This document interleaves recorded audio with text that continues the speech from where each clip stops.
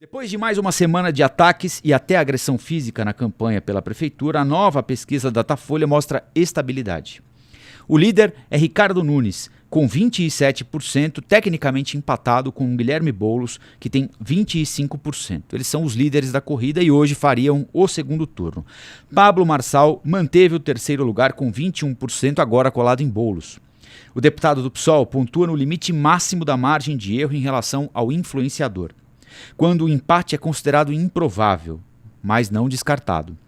A margem de erro da pesquisa é de 2 pontos para mais ou para menos. Então, se a gente levar em consideração a margem de erro toda pró-Marçal e contra Boulos, eles estão ambos com 23%. Né?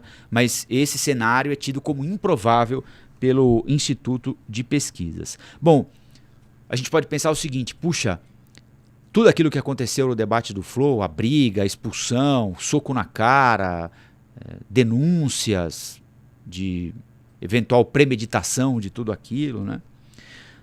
Não mexeu no quadro. Simplesmente não mexeu no quadro. O Ricardo Nunes tinha 27, tem 27.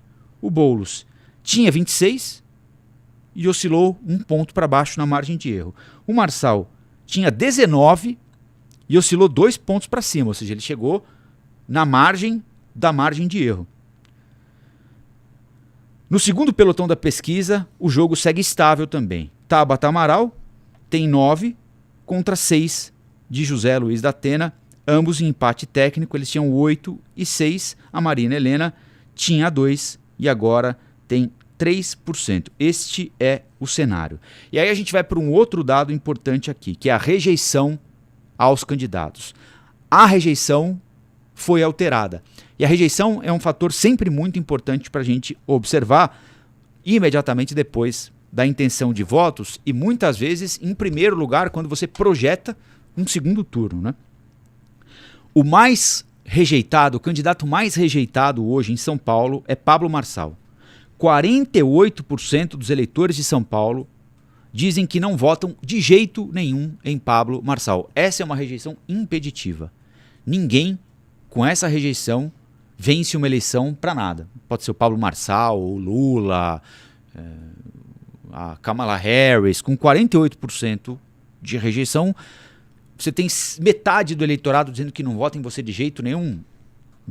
Inviabiliza a conquista de um mandato. O que eu sempre repito aqui, o que os marqueteiros dizem é que a máxima rejeição, é claro que ela pode cair, né? Você tem hoje 48%, você pode trabalhar numa campanha eleitoral para reduzir a rejeição a um candidato. O patamar máximo tolerável de rejeição para um candidato viabilizar uma vitória eleitoral é 40%. O segundo mais rejeitado é Guilherme Boulos, com 38%.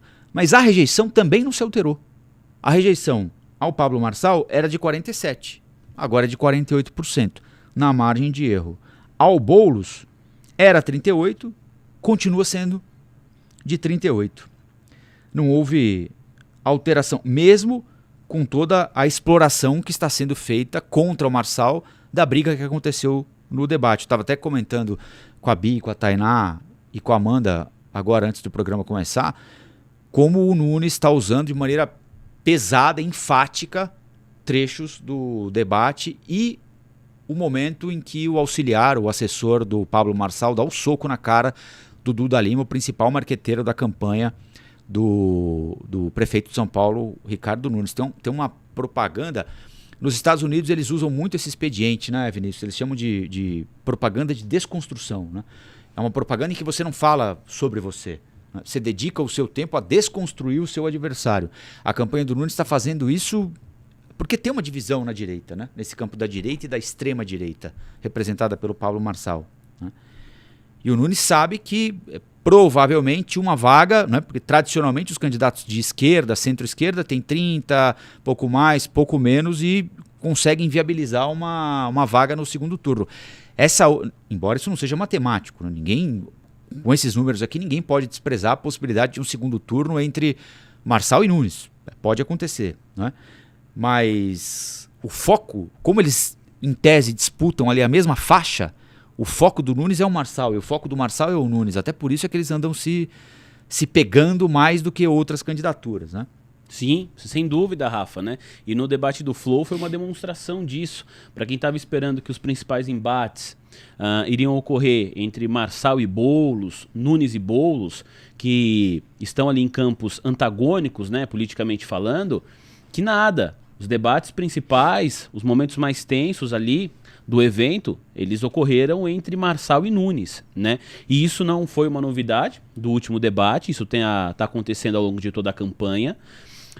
Você falou desse trabalho para você desconstruir a imagem do seu adversário com o tempo de rádio e TV que você tem, ao invés de tentar construir o seu próprio nome. Outro dia eu entrei em um Uber, estava indo ali pro trabalho, aí eu não sei exatamente qual rádio ele estava ouvindo, mas assim que eu entrei, eu vi ali que estava rolando a campanha eleitoral, e aí não sei qual foi o candidato que usou seu tempo para fazer isso, mas tinha ali um áudio do Pablo Marçal falando algo a respeito da Igreja Católica. E aí, basicamente, a campanha era assim: olha o que o Marçal pensa da Igreja Católica. Entrava o trecho.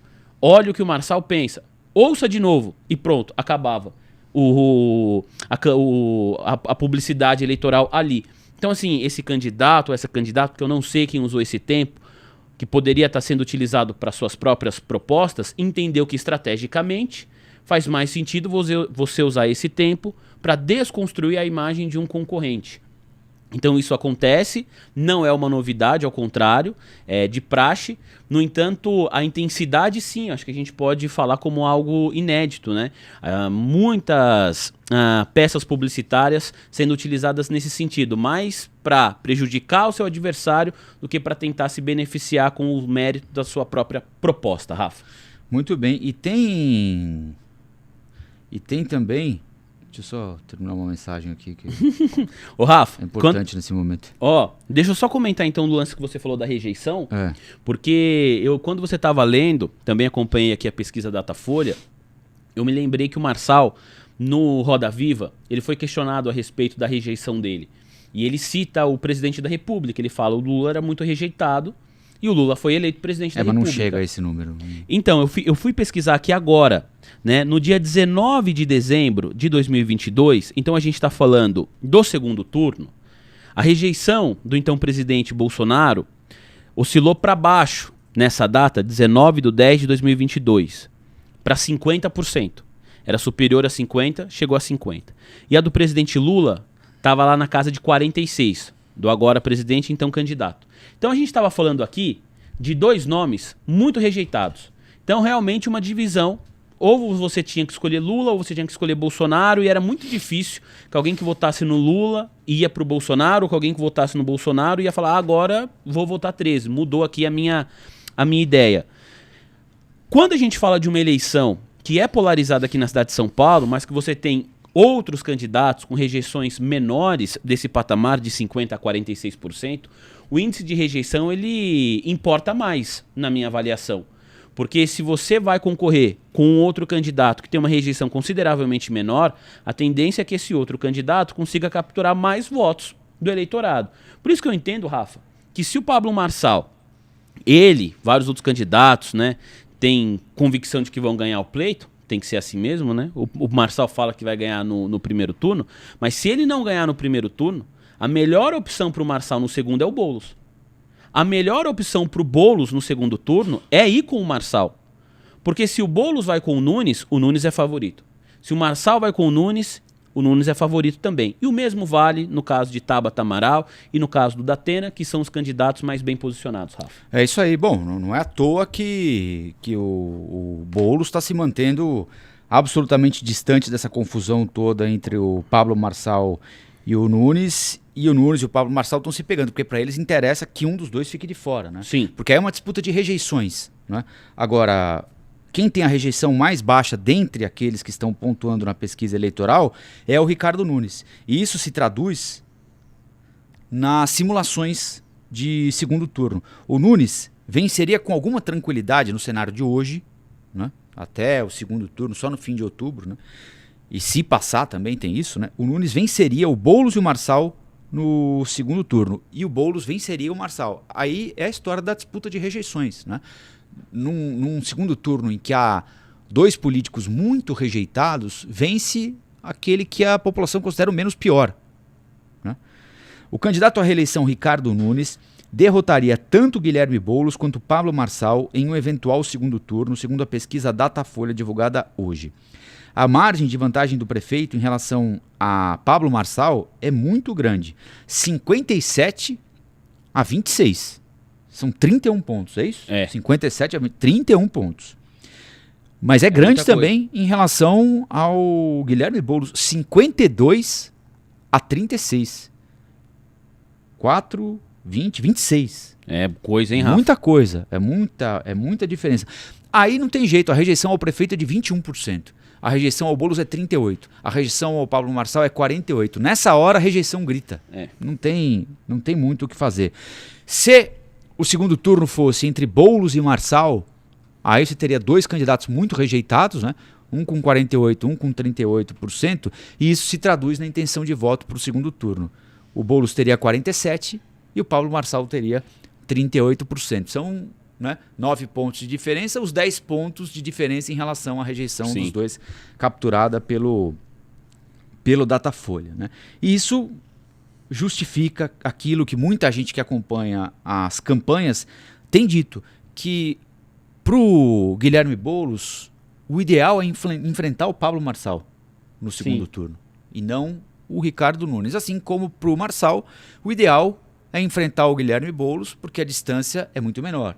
É de 9 pontos, não é de 30 pontos, uma distância muito mais, entre aspas, confortável para ele tentar virar o jogo e com um discurso óbvio também, né? O comunismo vai invadir sua casa, etc e tal. E pro Boulos também o discurso óbvio, né? A violência, o extremista, despreparado, a pior versão do bolsonarismo.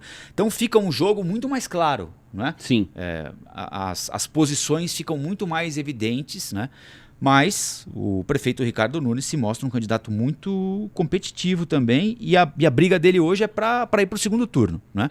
Se passar, aí de fato ele é o favorito. Se passar contra qualquer um, ele é o favorito, considerando que seja Marçal ou Boulos, né, o concorrente dele. Acho que é improvável, pelas pesquisas, acreditar que teremos um segundo turno com o Ricardo Nunes e Datena, Ricardo Nunes e Tabata Amaral. Olá, aqui é o Rafael Colombo. Gostou do que acabou de assistir? Se inscreva no canal Cortes do Flow News para os melhores momentos. Quer acompanhar os nossos programas na íntegra? Então se inscreva no nosso canal oficial, Flow News.